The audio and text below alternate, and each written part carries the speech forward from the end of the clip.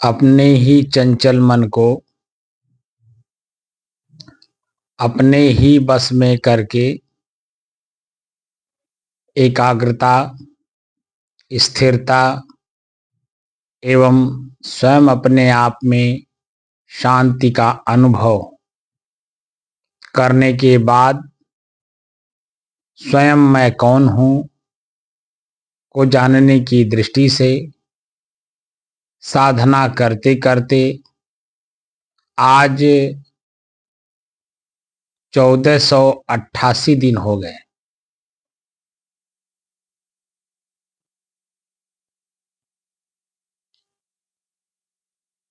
तारीख 4 दिसंबर सन 2025, दिन बृहस्पतिवार, प्रातःकाल का समय।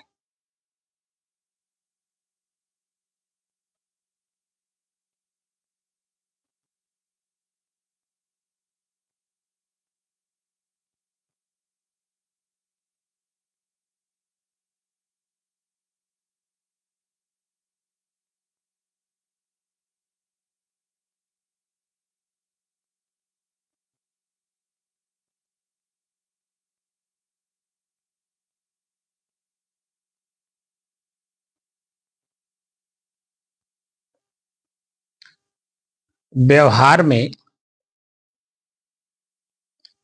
किसी भी सफलता का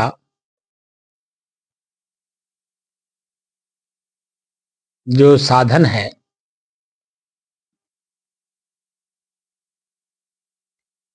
वो है चेतना और अभ्यास।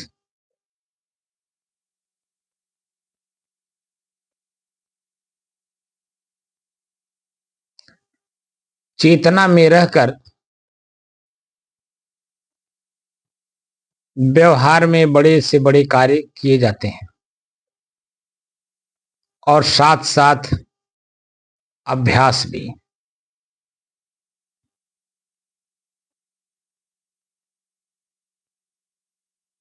अभ्यास स्वयं किया भी जाता है और सानिध्य में आए हुए जिज्ञासु को अभ्यास करवाया भी जाता है। जैसे एलएलबी कर लीजिए और सीनियर के साथ बैठ करके प्रैक्टिस ना करिए तो उसका कोई मतलब नहीं। आप एमबीबीएस कर लीजिए और सीनियर के साथ अभ्यास ना करिए तो कोई मतलब नहीं।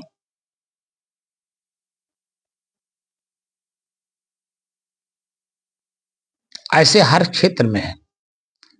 जो भी लोग आपको एक अच्छे पद पर एक अच्छे कार्य करते हुए दिख रहे हैं वो सभी लोग अभ्यास किए हैं सीनियर के साथ।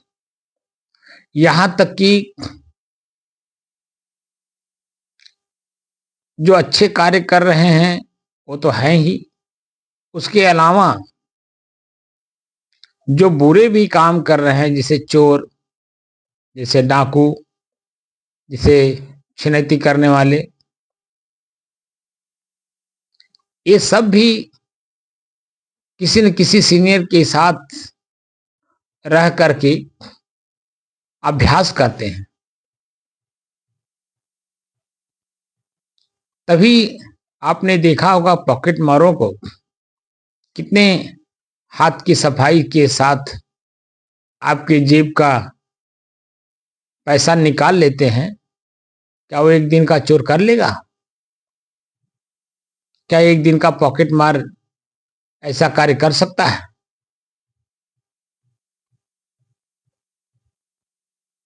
जब बुरे कामों के लिए भी अभ्यास करना होता है और अच्छे कामों के लिए भी अभ्यास करना होता है, बिना अभ्यास के कुछ नहीं होता। तो आप लोग बताइए, ये जो चंचल मन है ये बिना अभ्यास के कैसे जन्म एकाग्र होगा, कैसे अपने बस में होगा। आप अपने मन को चंचल बनाए भी अभ्यास से ही हैं।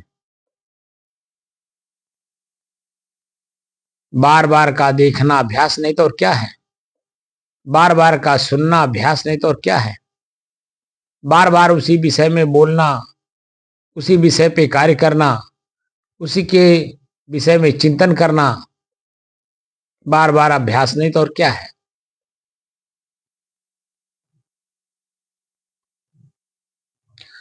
अब हमें मुक्त होने के लिए कोई बाहर से मुक्ति हमें दे देगा? जब सब कुछ मेरा ही किया हुआ है, जिसका परिणाम अच्छे बुरे के रूप में है, सामने प्रस्तुत है, तब मुक्ति हमें चाहिए तो इस मुक्ति कोई हमें दूसरा दे देगा?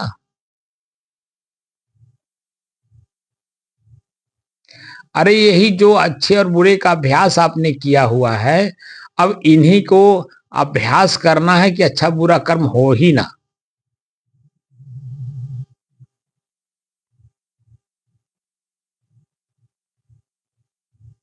अब अभ्यास करना है, बुरा तो बिल्कुल ना हो,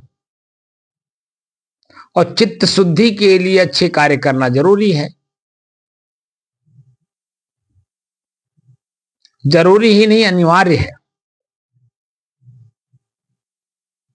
क्योंकि बुरे कामों से मुक्त होने के लिए अच्छे कामों का अभ्यास जरूरी है। और जब अच्छे काम का अभ्यास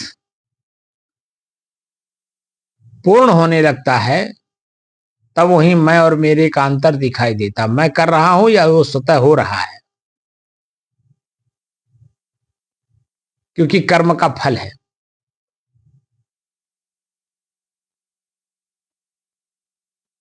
तो वो स्वतः प्रकृति में होता है। जो आपने पहले से अभ्यास कर रखा है, वह अभ्यास अपने आप स्वतः होता है। अब हम लोगों को श्वास पर मेहनत नहीं करना होता है। अब तो ये कि कदम हम लोग चलते हैं तो श्वास पर ध्यान रहता है, बोलते हैं तो भी श्वास पर ध्यान रहता है। शुरू से आपने देखा होगा मैं आंख बंद करके ही बोलता हूं।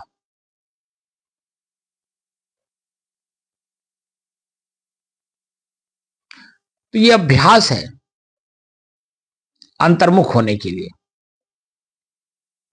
और अंतर्मुख हुए बिना कोई भी शक्तियां हमें दिखाई नहीं देती हैं। भीतर में अपार शक्तियां भरी पड़ी हैं। गोस्वामी तुलसीदास जी के हिसाब से माता सीता के पास अष्ट सिद्धि और नौ निधि थी।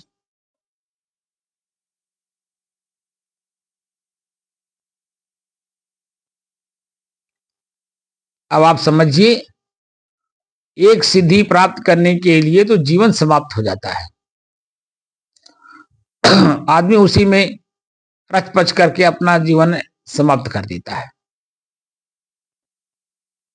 और यह 8 सिद्धि है, अष्ट सिद्धि नौ निधि के दाता।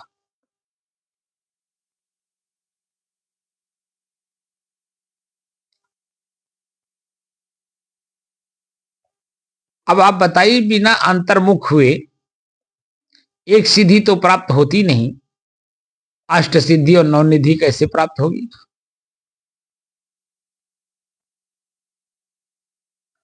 अंतर्मुख होना पड़ता है। बिना अंतर्मुख हुए सीता जितना भी दिन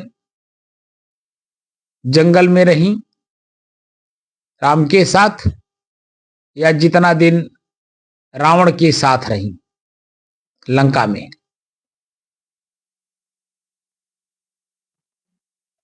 बिना अंतर्मुख हुए इतने दिनों तक यानी 14 साल तक लगातार अपने विषय वासना से मुक्त रहना,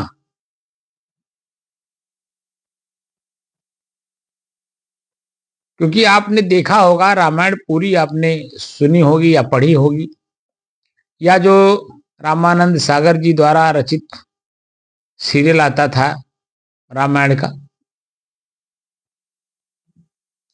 उसको आपने देखा होगा। 14 साल तक वनवास में रहते हुए सीता जी को कोई पुत्र या पुत्री उत्पन्न नहीं हुई, यानी पैदा नहीं हुए। जब वह 14 वर्ष बिता लेती हैं, अपने राजमहल में आती हैं, राजधर्म के हिसाब से जब वह रानी होती हैं, राम राजा और सीता रानी, तब आपने देखा होगा लव और कुश पैदा हुए।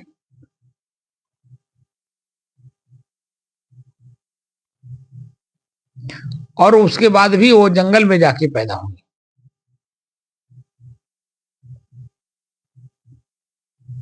तो बिना अंतर्मुख हुए इतने बड़े बड़े उदाहरण आज राम पूज्य क्यों हैं? हमारे सनातन धर्म में राम शब्द की जो व्युत्पत्ति बताई गई है, एक तो संस्कृत में है यस्य रमन्ते स राम, शरीर रूपी पुर में जो निवास करने वाले हैं वो है राम, रम रहे हैं, इसमें पूरे शरीर में रमे हुए हैं, इसलिए राम है। और दूसरे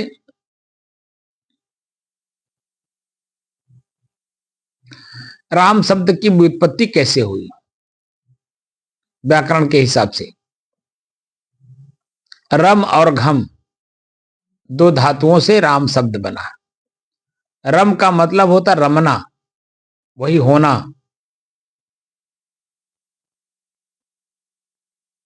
लीन होना।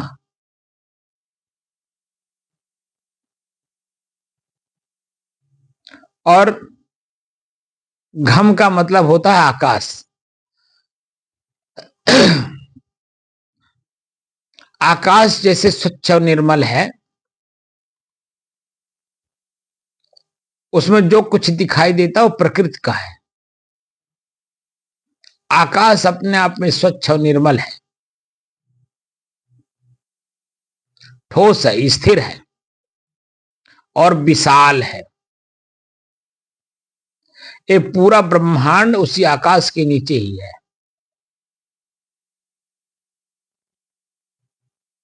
अब उसमें पृथ्वी ग्रह है या अनेकों प्रकार के ग्रह जो आपको बाहर दिखाई दे रहे हैं, वो सब आकाश के नीचे ही हैं। आप स्वयं आकाश की तरह हो। ये शरीर और शरीर से उत्पन्न अच्छाइयां और बुराइयां, चाहे छोटी हो चाहे बड़ी हो, चाहे किसी तरह की हो, और सब आकाश के नीचे ही हैं। यानी आप अगर हैं तो ये शरीर बोल रहा है और साथ साथ सुन भी रहा है, साथ साथ नाक से सुगंध भी ले रहा है, साथ साथ चेतना में रह रहा है। मैं कहां बैठा हूं, क्या करने बैठा हूं, क्या बोल रहा हूं, क्या सुन रहा हूं, जो कुछ भी आप करते हो आपके अपनी चेतना के अंतर्गत ही है। और चेतना भी प्रकृति का ही है, अग्नि तत्व।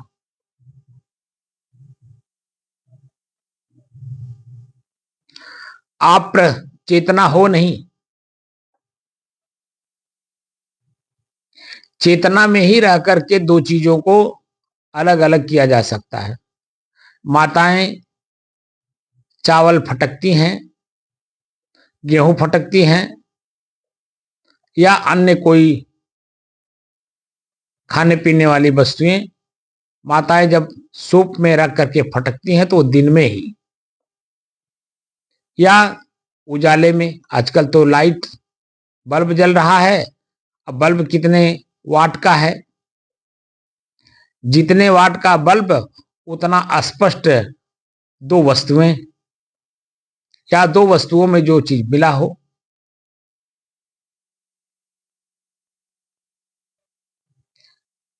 सूप सारग्राही होता है, अच्छे को अंदर रखता है और जो खराब है उसको बाहर निकाल देता है।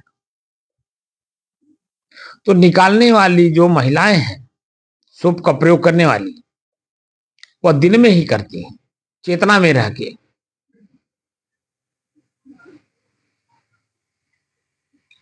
अब यहां हम लोग दो चीजों को एक में कर दिए। हम चेतना की जरूरत है, मैं और मेरा। मैं स्वयं स्वतः अपने आप में और मेरा मेरे से अलग। कहना तो बड़ा आसान लग रहा है, मैं और मेरा, लेकिन इन दोनों को अलग अलग करना बड़ा मुश्किल काम है। और मुश्किल काम आसान होता है मनुष्य शरीर में। अगर मनुष्य शरीर में मैं जब तक हूं, अगर ये काम नहीं किया, मैं और मेरे का अंतर नहीं ढूंढा, 84 लाख जोनियां आपके सामने खड़ी हैं।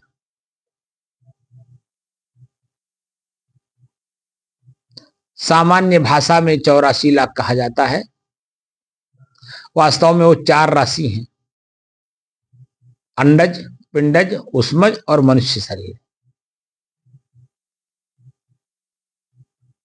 अब इन शरीरों में जाकर के घूम करके आना होगा। और जहां हम लोग बात कर रहे हैं, जिस शरीर में, मनुष्य शरीर में, इस शरीर में आने के लिए अंडज, पिंडज, उष्मज, इन तीनों योनियों में हम लोग जा चुके हैं। वहां से आ करके आज अभ्यास कर रहे हैं। थोड़ी बहुत जो समझ आई है वह अभ्यास से आई है और खुद की जिज्ञासा से आई है कि आखिर मैं हूं कौन। बुढ़िया माई मेरे सामने ना मरी होती तो शायद मैं नहीं जान पाता कि आखिर मैं हूं कौन। 4-5 साल की अवस्था में मेरे ही सामने बुढ़िया माई खेत से आई निराई करके, और हम बच्चों को खेलते हुए देखी, अन्य बच्चों को साथ ले आई और हमें गोद में उठा के लाई। गाल और गाल पर या शरीर पर अन्य जगहों पर मिट्टी पोते हुए थे, झाड़ी और गाल पर चुम्मा ली, और उसके मन में जो भी बातें थी वो हमारे साथ बच्चा होने का फायदा उसने उठाया। और वही बुढ़िया माई 1 घंटे बाद नहीं रही उस शरीर में। अब आप समझिए, 1 घंटे पहले मेरे शरीर को उठा करके चुमना, खिलाना, भेली खिलाना, पानी पिलाना,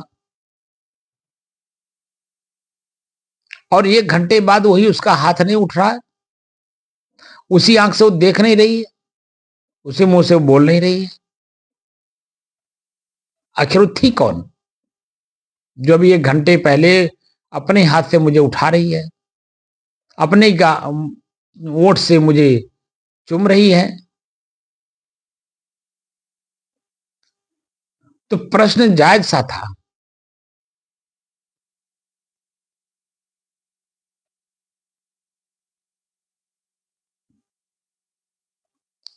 उसके मरने से लेकर के उसके शमशान घाट तक जलने तक मैंने उसको पूरी प्रक्रिया को देखा। 1 घंटे पहले वही शरीर छटक रहा था।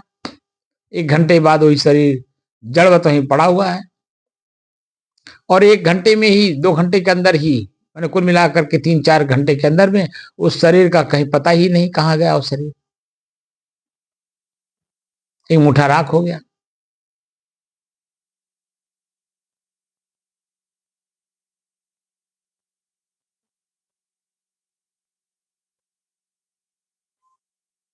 अब आप समझिए प्रश्न कितना गंभीर है।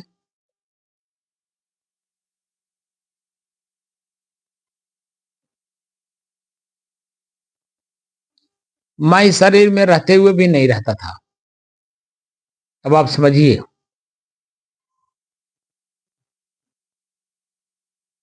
पढ़ाई कर रहा हूं, घर परिवार में हूं, धीरे धीरे बड़ा हो रहा हूं, क्लास ऊपर जा रहा है।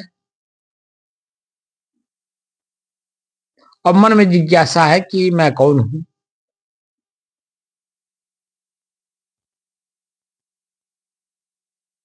अब समझिए कि 20 साल की अवस्था तक जाते जाते वो तो पूर्व जन्म का पुण्य था जो संत का सानिध्य मिल गया, और मैं कौन हूं का परिचय करने के लिए उनके साथ का अभ्यास। 10 साल लगातार मैं जहां बैठ करके साधना, अब वर्तमान में जहां मैं बैठा हूं, ये वही स्थान है जहां पर 10 साल लगातार मैं 10 बीघे से बाहर नहीं निकला।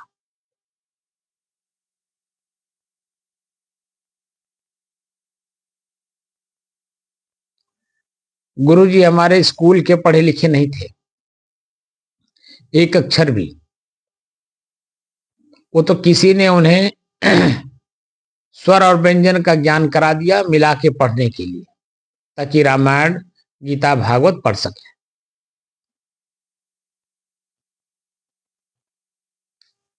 लेकिन अभ्यास उनका भी पूर्व जन्म का बड़ा तगड़ा था। वो भी अपने माँ बाप के अकेले ही थे। संजोग से बचपन में ही पिताजी मर गए, माताजी ससुराल छोड़ दी, नैहर में रह करके माता पिता के सानिध्य में पूरा अपना जीवन गुजार गई, इनको पाल पोष के बड़ा कर गई। और माताजी के रहते रहते ही वो अध्यात्म की ओर मुड़ गए। रामायण पढ़ना, खेत में काम करना, सत्संग में जाना, संतों का सानिध्य करना, और धीरे धीरे धीरे धीरे धीरे माताजी के रहते रहते उन्होंने संन्यास ले लिया कबीर पंथ में।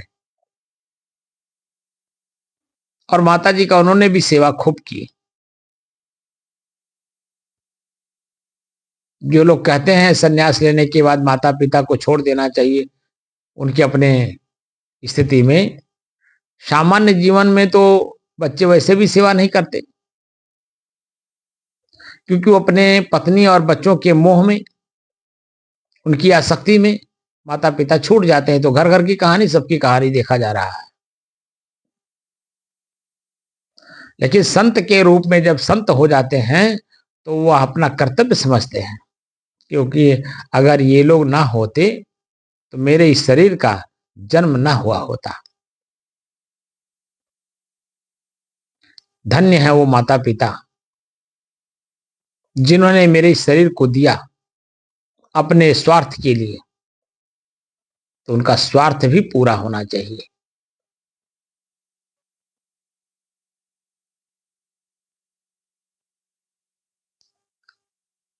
अन्य लोगों को तो नहीं श्रेय देना चाहिए, लेकिन माता पिता को तो प्रथम वरीयता देनी चाहिए। और इसका प्रज्वलन तो उदाहरण है हमारे स्वामी शंकराचार्य जी।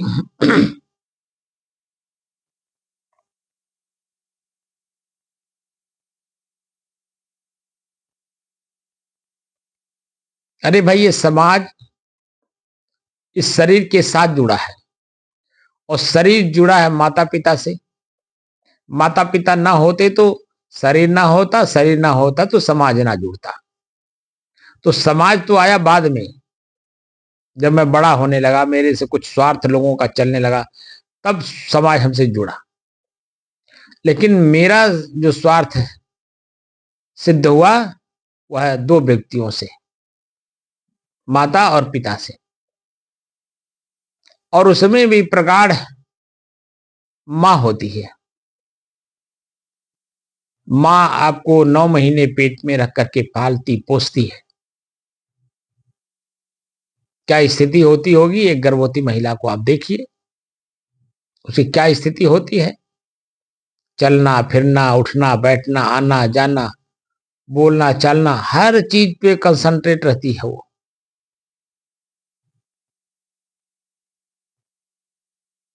बस सिर्फ अपने बच्चे को देखती है कि मेरे बच्चे को कुछ ना हो, क्योंकि अनुभूति उसको होता है कि मेरे बच्चे को कुछ हो रहा है।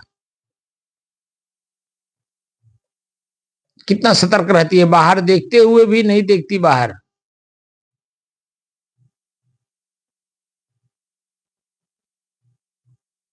उसका पूरा दिमाग बच्चे के ऊपर रहता है।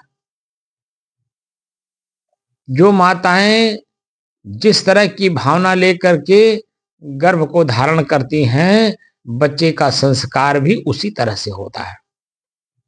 जो बोलती हैं, खाती हैं, सोचती हैं, वो सारा टोटल कार्य माँ का बच्चे के हिसाब से, माँ के हिसाब से बच्चे के अंदर में प्रवेश करता है।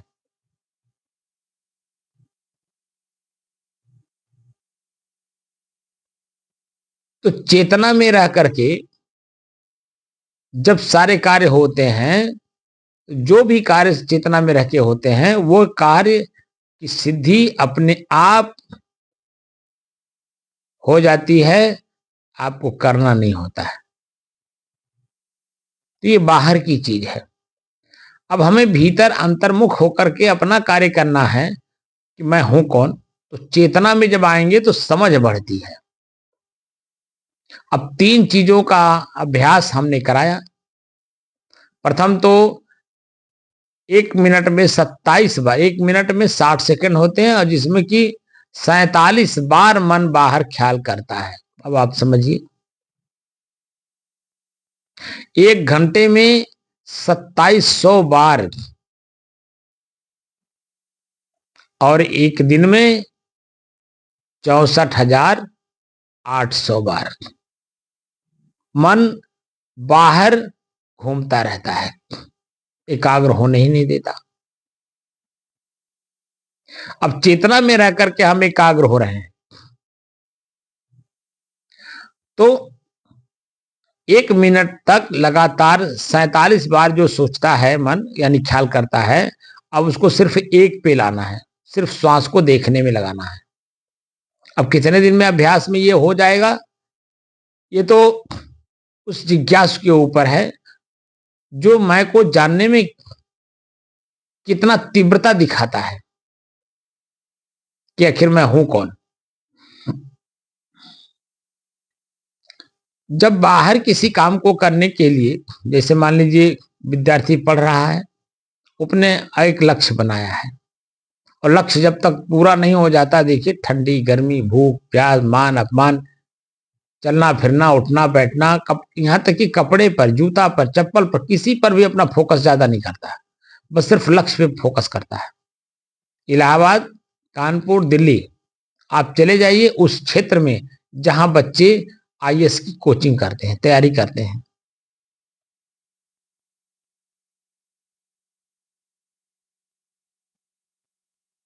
जाकर के उन बच्चों को देखिए जरा, 24-24 घंटे बैठ करके पढ़ते हैं महाराज।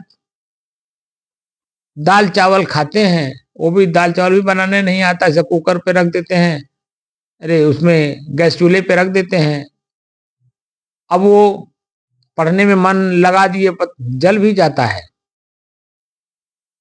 वो चावल दाल जला हुआ भी खाते हैं, खा करके अपना बस पढ़ने में लगे रहते हैं, क्योंकि लक्ष्य पूरा करना है, परीक्षा आ रहा है। तमाम तरह के मन में उनकी भावना रहती है अपने लक्ष्य के प्रति, बाहर सब चीजें छूट जाती हैं। इतना एकाग्र होकर के पढ़ते हैं। और वही बच्चे आगे चल करके जब सेलेक्ट होते हैं तब उनको कितना सुकून मिलता होगा, ये तो वही जाने। ऐसे यहाँ सब कुछ का परित्याग करके सिर्फ एक शब्द का प्रयोग करना कि आखिर मैं हूं कौन। मैं डॉक्टर हूं, मैं वकील हूं, मैं वैद्य हूं, मैं साधु हूं, मैं गृहस्थ हूं, मैं पढ़ा लिखा हूं, मैं अनपढ़ हूं, मैं गंवार हूं, मैं मूर्ख हूं, मैं होशियार हूं, मैं बड़ा समझदार हूं, मैं विद्वान हूं। कुछ नहीं हो आप, मैं हूं, बस इतना ही काफी है।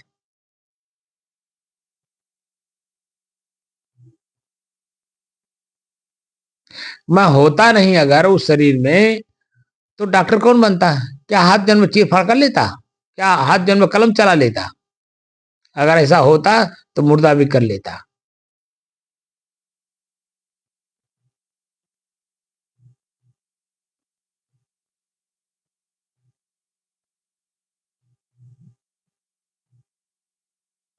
उस शरीर में हमारे आपके, हमारा आपका शरीर भी मुर्दा ही है। वो तो मैं हूं इसलिए जबान बोल, जबान से आवाज निकल रही है, यानी जीभ से आवाज निकल रही है, क्योंकि मैं चला रहा हूं।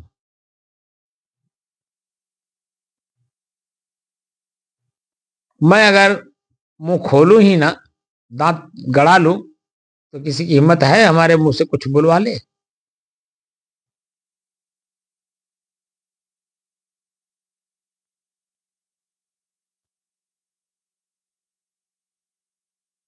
मैं इस शरीर में हूं तब ये जबान बोल रहा है। मन सोच रहा है और मुंह खुला है तो जीभ हिल करके शब्द बना करके बाहर निकाल रही है।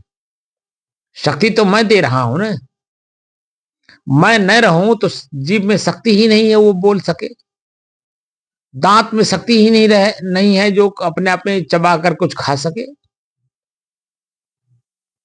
पैर में शक्ति ही नहीं जो स्वयं चल सके।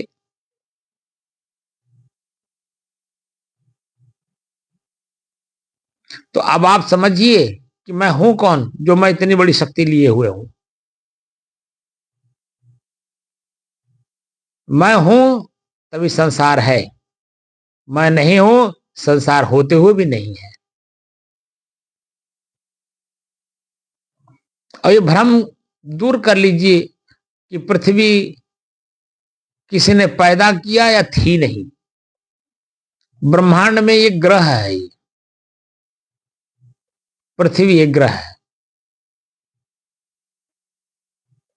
और ये सदैव थी और आगे भी सदैव रहेगी। न इसका कभी नाश हुआ न नाश होगा। हाँ, परिवर्तन जरूर होता है, क्योंकि प्रकृति है तो प्रकृति में परिवर्तन स्वाभाविक बात है।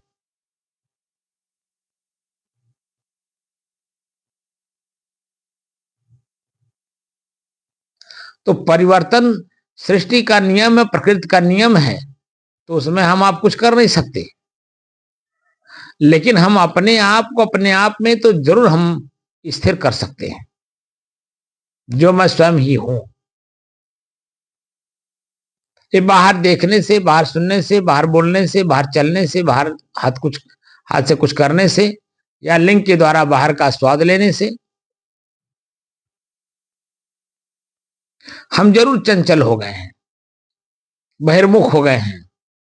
और अनादिकाल से हम अपनी इच्छाओं को शांत करना चाहते हैं, लेकिन हो नहीं रहा है। जब विषय को आप भोगते ही रहेंगे तो फिर वो तो पेंग मार रहे हैं आप। जैसे झलुआ में पेंग मारा जाता है, शायद स्कूल के बच्चे ना जाने।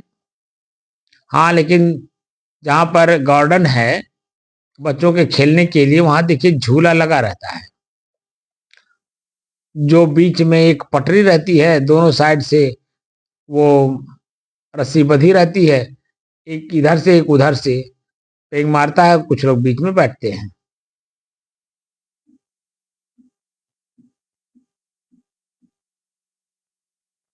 बाकी गांव में तो हर साल जब सावन आता है तो झूला जरूर पड़ता है पेड़ों में, गांव में।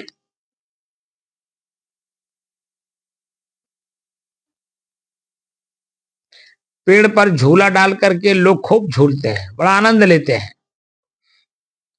एक इधर से पेग मारेगा, एक उधर से पेग मारेगा, खूब तेज चलाएंगे उसको। ऐसे ही हम लोग झूले पे झूल रहे हैं। स्वयं ही झूला बनाए, स्वयं ही झूला डाले, स्वयं ही उसी पे पेग मार मार के हम उसी पर झूल रहे हैं।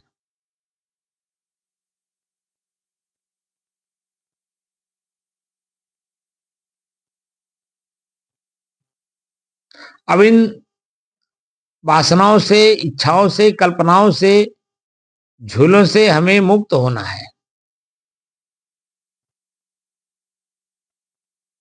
तो मध्य का रास्ता अपनाएंगे नहीं, क्योंकि शरीर है तो इसमें ठंडी भी लग रहा है, गर्मी भी लग रहा है, बरसात भी लग रहा है, कपड़े भी पहनने जरूरी है। इसको सुरक्षित नहीं करेंगे तो ये रोगी हो जाएगा। अरोगी हो जाएगा जब, तो मैं कौन हूं का परिचय तो नहीं करा सकता, बल्कि जो शरीर में होते हुए जहां पर आप हैं और दुखी कर देगा।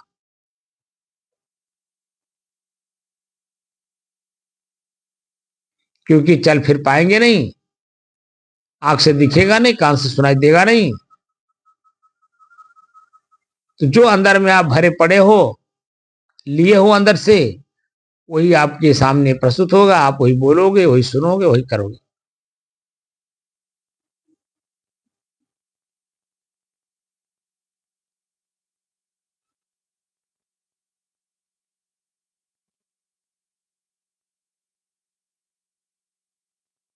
तो चेतना में रह करके प्रश्न का उत्तर जानिए कि आखिर मैं हूं कौन। तो मैं कौन हूं के रूप में मौखिक रूप से आप लोगों को मैं बता दे रहा हूं, जो एक थ्योरी है, प्रैक्टिकल नहीं। प्रैक्टिकल तो तब होगा जब उस पर अभ्यास करेंगे। मैं अपने आप में शुद्ध हूं। जब मैं अपने आप में शुद्ध हूं तो मिलावट कहां से आ गया? इसका मतलब हुआ कि मैं अशुद्ध हो गया हूं। शुद्ध होते हुए भी मैंने स्वयं को अशुद्ध कर लिया है।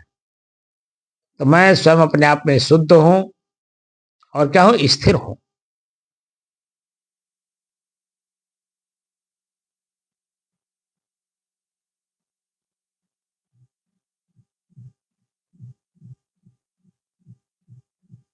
मैं अपने आप में शांत हूं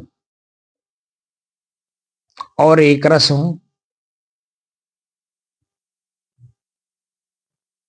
और इस एक रसता की स्थिति को बरकरार रखना, स्थिर रखना, उस पर अपने आप को कायम करना, ये मनुष्य के साथ साथ साधक का, साधक के साथ साथ जिज्ञासु का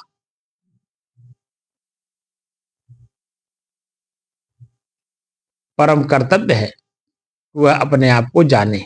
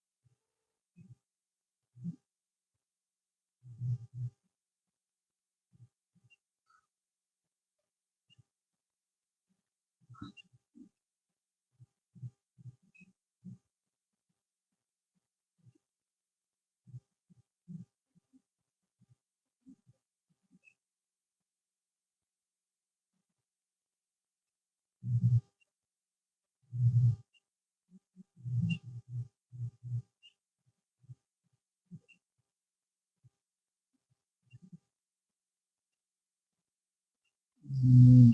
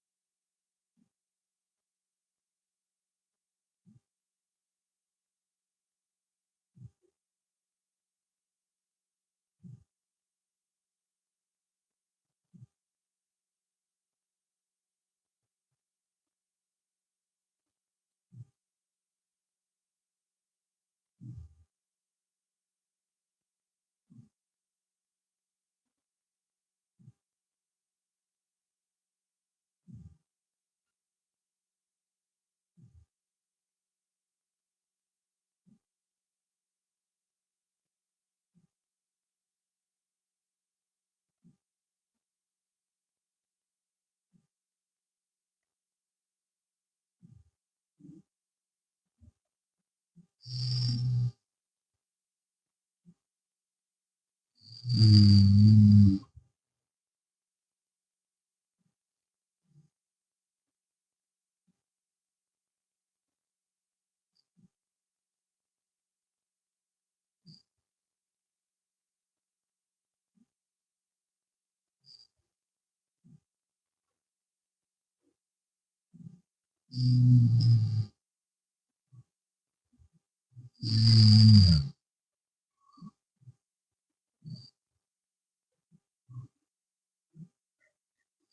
हम्म,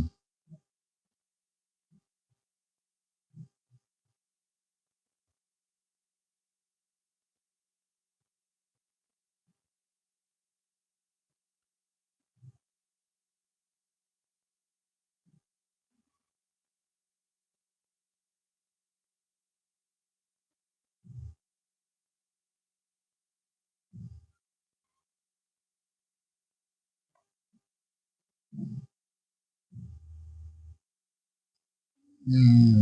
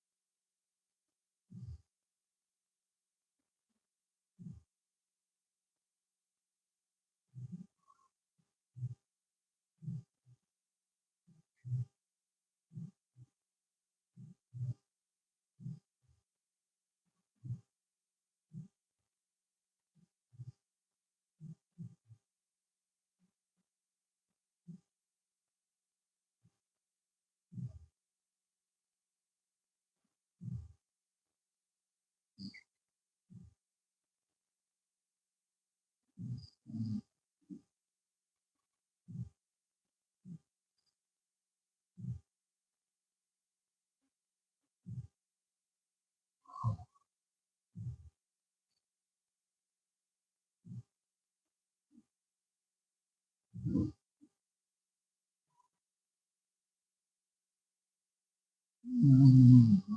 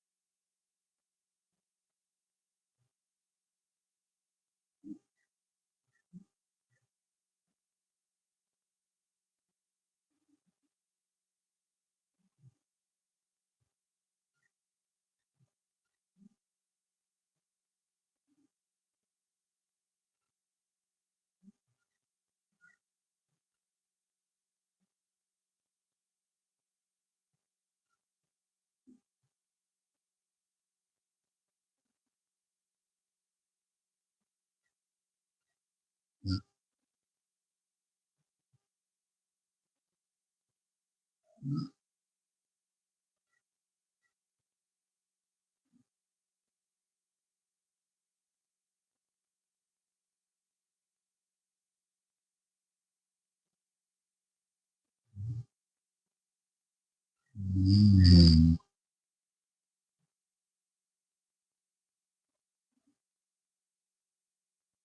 हम्म, हम्म,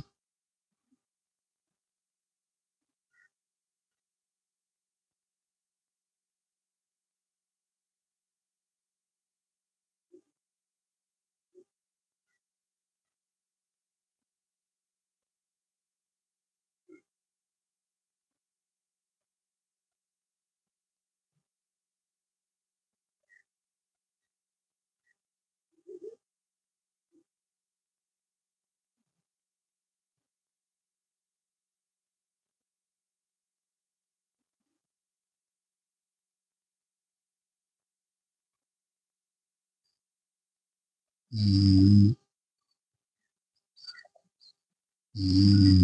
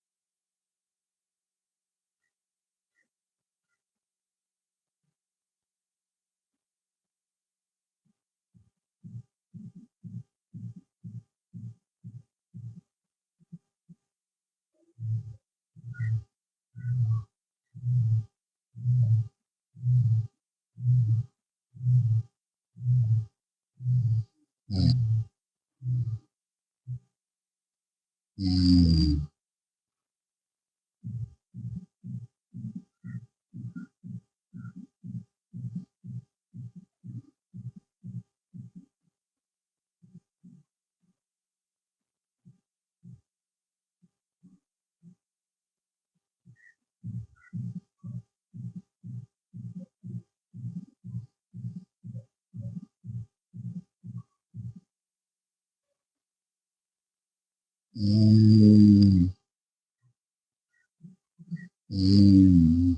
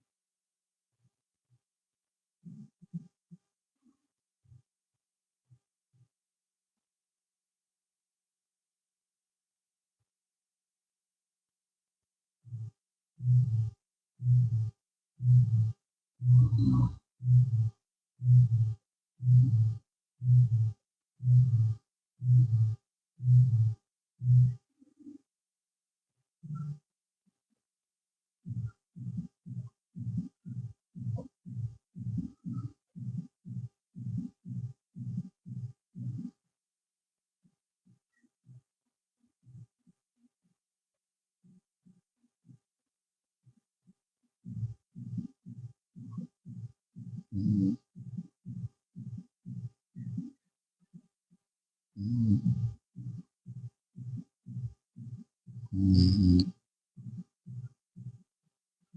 हम्म, हम्म,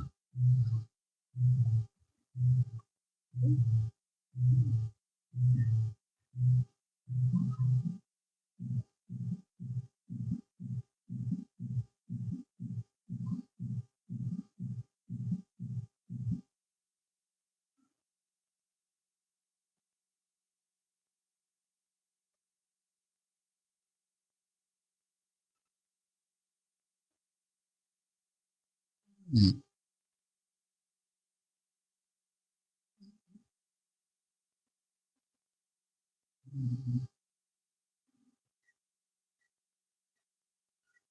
हम्म, हम्म,